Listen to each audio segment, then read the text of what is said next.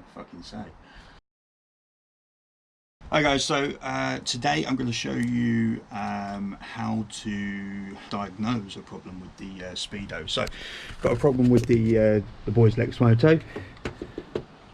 Speedo gauge isn't actually working. Do the revs work? Yep. Yeah, revs are working fine. So, pretty certain it's not the actual unit itself. There could be a bad connection on the cable to the actual Speedo unit itself. Failing that, it's more likely going to be the Speedo cable, which comes down here and connects into there. So what we're going to do is take some of the bike apart, get to where we need to get to, and in the meantime I'll show you everything that we're going to be doing. So first thing to do, this is going to come off. So taking off the front fairing, there's 4 screws. You can see one here and one just here, and the same basically on the other side. Once you've got that done, you need to disconnect the cables. So once you've done the 2 screws, wrong, 4 screws, start that again. Once you've done the 4 screws, you just pull it away. And as I said earlier, there's a cable that needs to be removed, and it is just a nice simple pull it apart. You've got this one here as well, which also just gets removed, and now you can put the fairing to the side.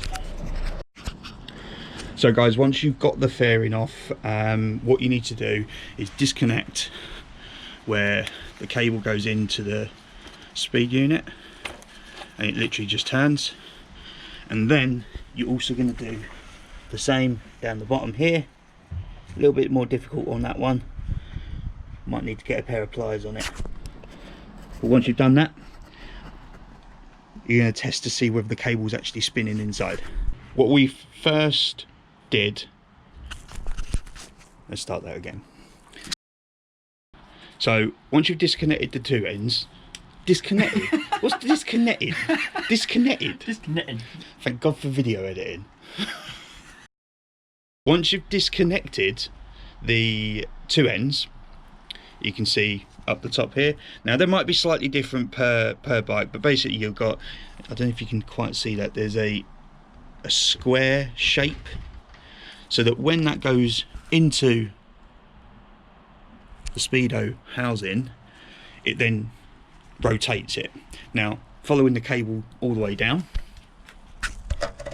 that goes into there, and you can see that's got a flat head there, and lo and behold, in the connector you got a flat head. Now if we spin the wheel, you can see that that's actually turning as well. So I'm confident that that mechanism is working perfectly fine.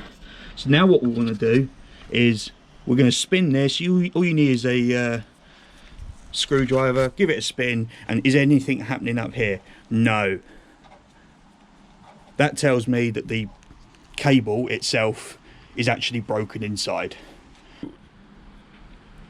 Funnily enough, after we realised that the actual cable itself was broken, we just gave that a bit, because that was in there, we just gave that a bit of a tug, and lo and behold, look, you can see it's actually snapped. But you know, still follow the methods to make sure that you're looking at the right thing. Now last thing, I'm going to actually use this just to prove, so I'm going to put that back up into the housing, and then what we'll do, going to get the boy to spin it, and you can see the gauge is actually turning. So I'm quite confident that the unit itself is actually working perfectly fine. Hey guys, thanks for stopping by and watching the video. I hope you liked it. If you do, remember to give a thumbs up, and obviously if you want to see more, remember to subscribe. I had decided to add in all the bloopers for this video. As you can see, there was quite a few. Let me know in the comments whether you think this is a good idea or not, and whether I should do it in the future. Thanks again guys, till next video, cheers, bye.